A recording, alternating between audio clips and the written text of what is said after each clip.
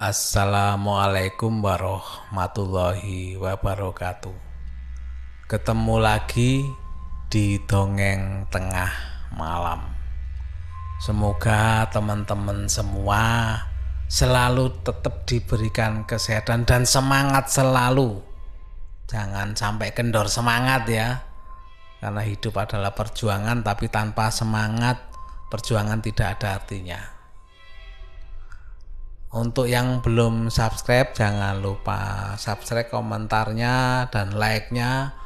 Untuk yang di Spotify, jangan lupa follow ya, klik follow di atas. Dan sekali lagi saya ingin menyampaikan komentar-komentar, saya ucapkan terima kasih. Walaupun saya tidak membalas semua komentar, tetap saya membaca dan saya sangat senang sekali. Dan semakin semangat untuk membawakan cerita-cerita di Dongeng Tengah Malam ini. Kali ini saya masih tetap akan membawakan cerita kiriman ya. Ini ada kiriman dari, maaf nggak ingin disebutkan namanya. Kita sebut saja namanya Mas NN ya. Mas NN ini mengirimkan tentang keganjilan yang terjadi di rumah yang pernah dia tinggali. Langsung saja ya ke ceritanya. Mas NN ini adalah seorang perantau dari Pulau Jawa ya. Beliaunya ini tinggal di sebuah kota di provinsi yang letaknya di timur Pulau Sumatera. Pada awal-awalnya ini Mas NN tinggal di kota ini, tinggal di rumah sewa selama ya kurang lebih 6 bulan.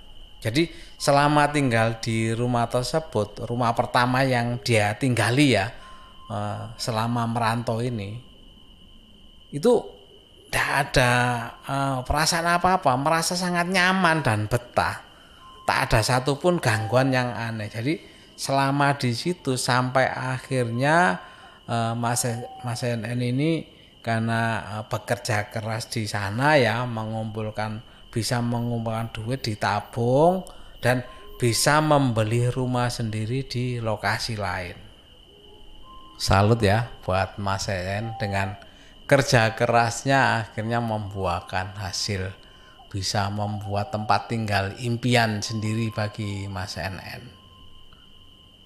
Akhirnya karena sudah mempunyai rumah sendiri ya, Mas NN pun pindah ke rumah barunya tersebut. Anggap ini rumah kedua ya. Maksudnya itu rumah kedua yang ditinggali selama berada di perantauan ini.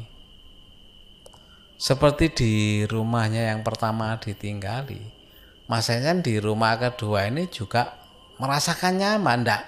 Nggak ada hal-hal yang menurut Mas NN ini mistis ya. Jadi dia nyaman-nyaman saja menempati rumah yang dibelinya sendiri.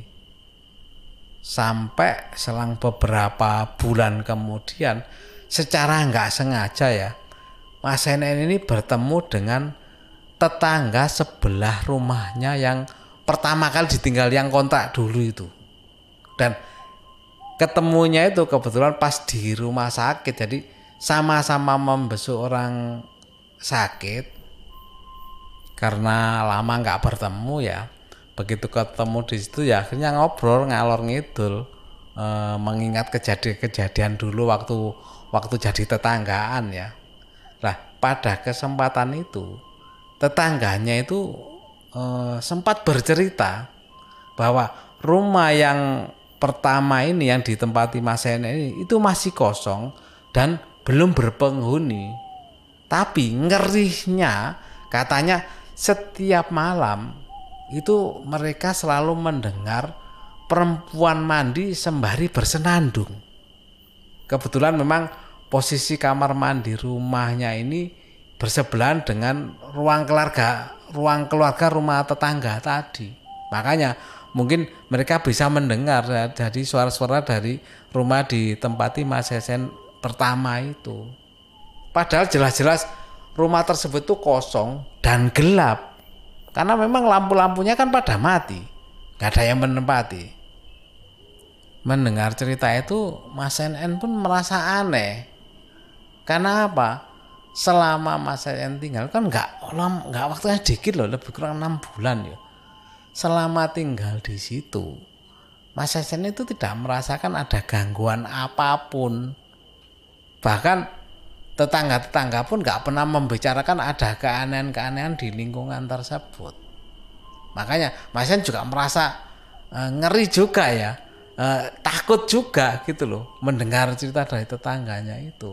Tapi katanya tetangganya tadi memang bersebelahan waktu itu ya, tinggal sama kontrakannya itu kan bersebelahan sama Mas En seperti yang saya ceritakan tadi.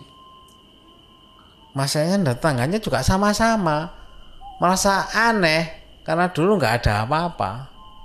Tapi karena memang kenyataannya tetangganya cerita seperti itu, sudah Mas En juga antara percaya dan tidak percaya.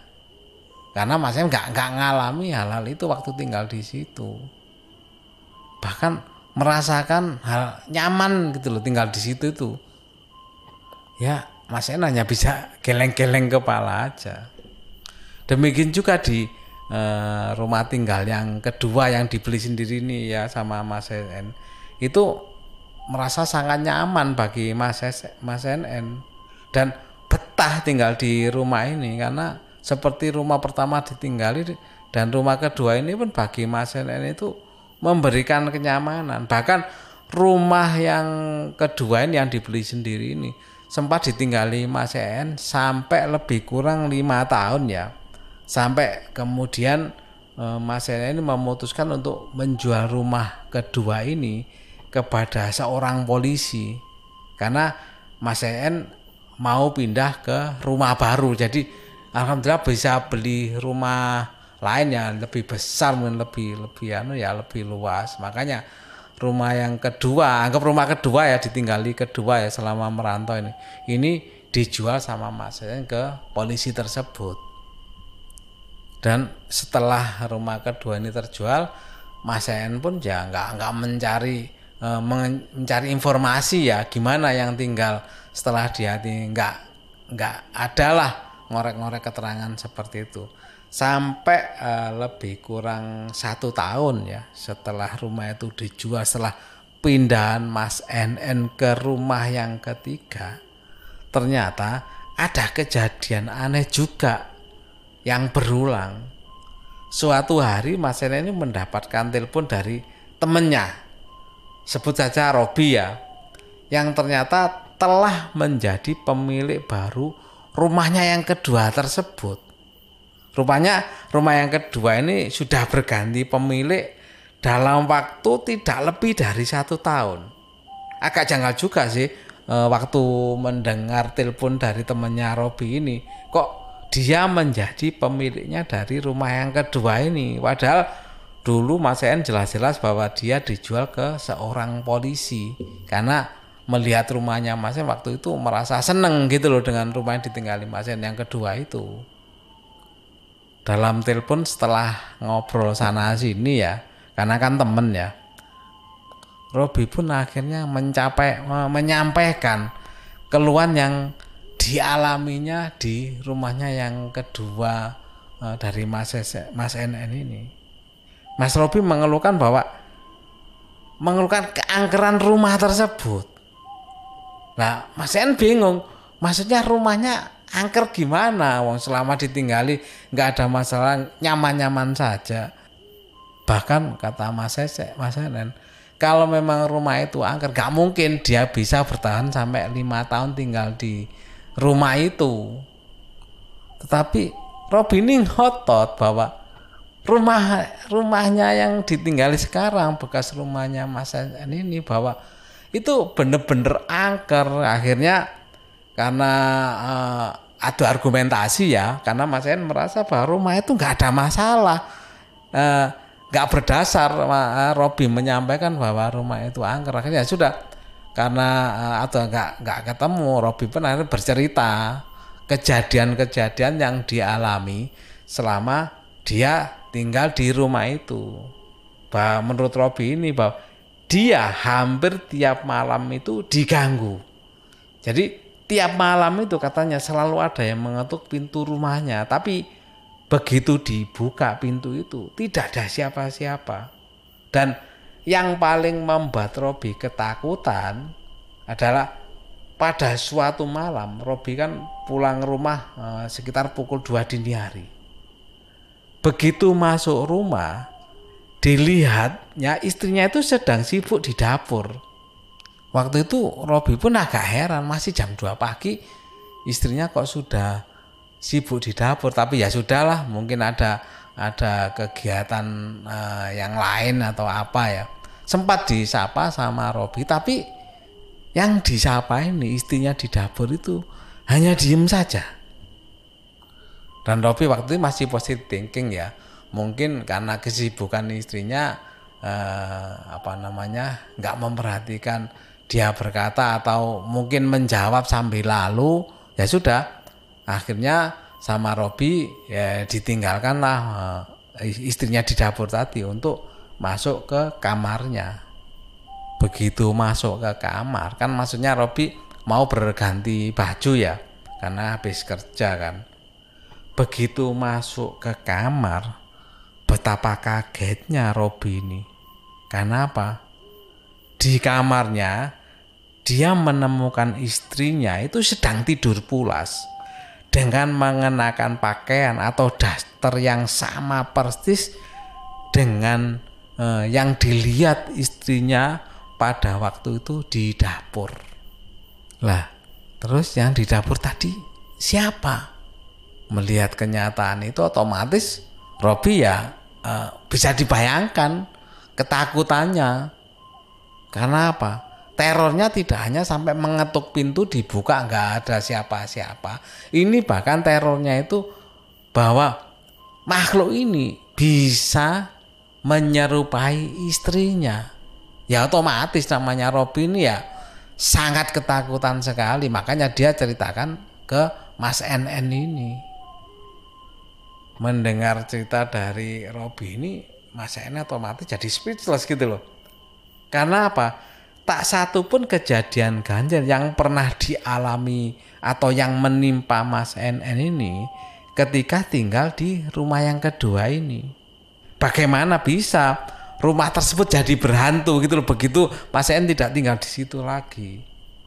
Padahal menurut Mas NN bahwa rumah tersebut adalah rumah baru waktu dibeli Mas NN. Dan begitu dibeli Mas NN ini, rumah itu tidak pernah kosong dari penghuni. Jadi selalu ada penghuninya gitu loh. Mulai dari Mas NN tinggali itu lebih kurang 5 tahun. Setelah itu kan langsung dibeli sama seorang polisi tadi ya. Itu juga langsung ditempati. Dan berikutnya kan langsung ditempati temannya Robi ini. Dan Mas NN juga bingung, nggak habis pikir nih. Dari mana hantu-hantu itu datangnya ke rumah tersebut. Bahkan Mas NN mendengar bahwa rumah tersebut sudah berganti pemilik hingga 4 kali. 4 kali maksudnya. Dan sampai sekarang Mas NN juga bingung, nggak tahu kok bisa jadi seperti itu.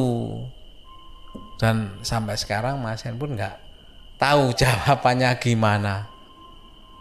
Yaitu tadi kiriman dari cerita Mas NN mengenai rumahnya. Barangkali ada dari pendengar yang pernah mengalami hal yang sama atau lebih kurang sama ya, bisa komentar. Mungkin Mas NN bisa mendapatkan jawaban dari teman-teman pendengar Dongeng Tengah Malam. Karena apa? Mas NN pun sampai sekarang nggak tahu jawabannya itu gimana. Karena masih nggak merasa terganggu, tapi berikutnya kok merasa terganggu. Bahkan kalau dihitung ya dari rumah pertama, rumah kedua dan rumah ketiga ini sampai sekarang Mas NN juga nggak ada merasakan hal-hal kejanggalan yang dialaminya ya sampai di rumah yang ketiga ini. Demikian cerita dari Dongeng Tengah Malam. Mudah-mudahan teman-teman semua bisa terhibur dan bisa sejenak melupakan apa yang kita alami saat ini, yaitu wabah corona ini. Terima kasih dan saya akhiri. Wassalamualaikum warahmatullahi wabarakatuh.